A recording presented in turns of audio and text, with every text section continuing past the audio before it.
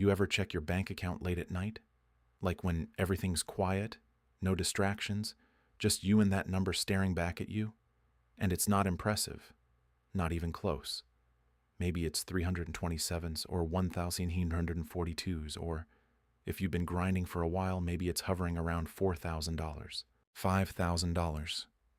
And you keep doing this little mental math like, okay, if I just save another $500 this month and maybe cut back on eating out, I could get closer.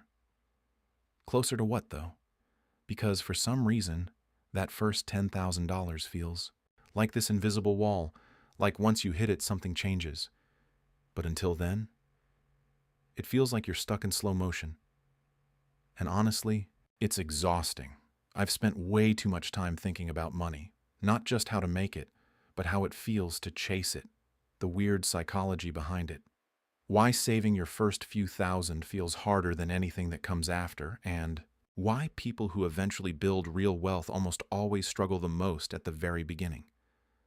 Because here's the thing, no one really tells you. The first 10K isn't hard because of math. It's hard because of emotion. And once you understand that, like really understand it, you stop feeling stuck and start moving differently. So let's talk about why that first 10K feels so painfully slow.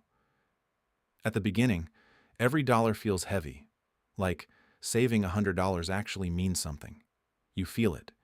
You notice what you gave up. Maybe it was a dinner, a small trip, something you wanted, and you're constantly trading present comfort for future progress. And the future still looks far away. It's like pushing a car that hasn't started yet. No momentum, just effort. I remember this phase, checking my balance after saving for weeks and realizing it barely moved. And you start thinking, is this even worth it? That's the dangerous part. Because emotionally, it feels like you're working hard and getting nowhere. But here's what's really happening. You're building the habit before the reward shows up, and habits are invisible at first. Another thing that makes the first 10K so difficult? There's no feedback. When you go to the gym, you at least see small changes. When you learn a skill, you can feel improvement. But with money, it's just numbers. Slowly increasing numbers. There's no applause, no visible transformation. No one's congratulating you for saving $3,200. So your brain starts asking, why am I doing this again? And honestly, that question hits harder than people admit, because humans need progress they can feel, not just calculate. That's why so many people quit here. And then there's lifestyle pressure. This one's subtle, but it's everywhere. Your friends are spending. Social media is showing you vacations, new cars, upgrades, and you're sitting there thinking, I could afford that, technically, but you don't. You're choosing not to. And that choice? It feels like you're falling behind, even though you're actually doing the opposite. It's weird, right? You're making the smarter decision, but it feels worse in the moment. That's the emotional tax of building your first 10K die. But something shifts when you finally get there. Not dramatically, not like fireworks or anything. It's quieter than that. You just feel a little different. Because now you've proven something to yourself. You're not someone who tries to save money. You're someone who can. And that identity shift, that's everything. Because once you believe you can do it, the next 10K doesn't feel impossible anymore.